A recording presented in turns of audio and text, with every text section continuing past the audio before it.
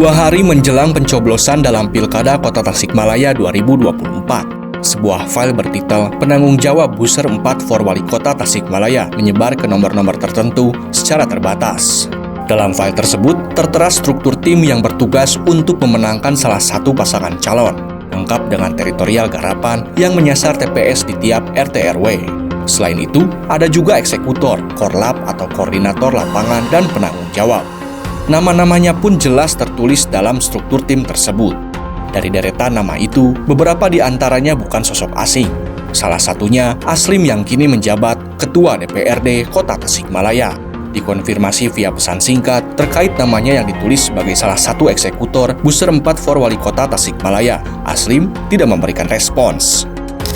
Berdasarkan informasi yang berhasil digali dari orang dalam, tim booster tersebut merupakan sekumpulan orang yang diberi tugas khusus untuk melancarkan serangan politik uang demi memenangkan salah satu pasangan calon dalam Pilkada Kota Tasikmalaya 2024. Para eksekutor merupakan orang-orang yang dipilih oleh bos besar untuk mengoordinasi sejumlah korlap yang bertugas mendata para pemilih.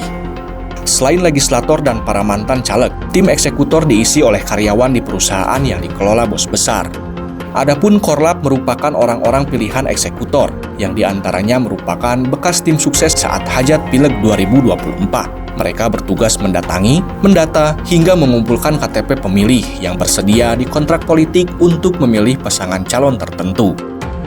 Data-data itu kemudian dihimpun di pusat data yang bermarkas di salah satu perumahan di Bilangan, Jalan Siliwangi.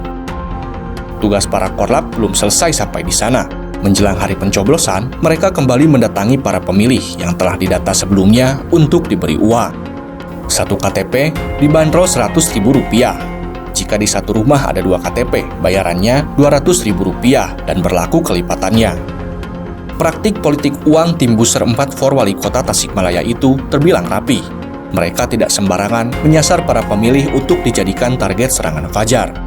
Berdasarkan arahan dari markas besar yang harus dibidik para korlap adalah orang-orang Jabar, Jateng, dan Jatim, alias jaringan baraya, jaringan tetangga, dan jaringan intim. Ratusan korlap itu secara intensif melakukan gerilya menghimpun sebanyak-banyaknya data pemilih yang bisa diarahkan untuk mencoblos pasangan calon tertentu.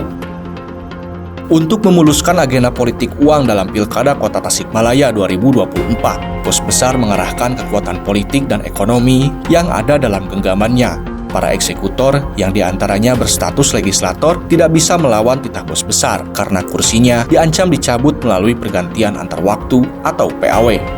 Begitupun para eksekutor dari unsur karyawan yang bekerja di perusahaan milik si bos besar. Mereka harus patuh menjalankan setiap perintah. Jika tidak, ancaman dipecat dari pekerjaan menghantui setiap waktu.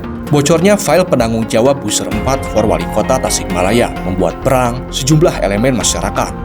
File tersebut menjadi salah satu bukti adanya politik uang dalam Pilkada Kota Tasikmalaya 2024. Mereka mendesak Bawaslu Kota Tasikmalaya menunjukkan taringnya untuk menangkap para aktor yang terlibat dalam politik uang di Pilkada.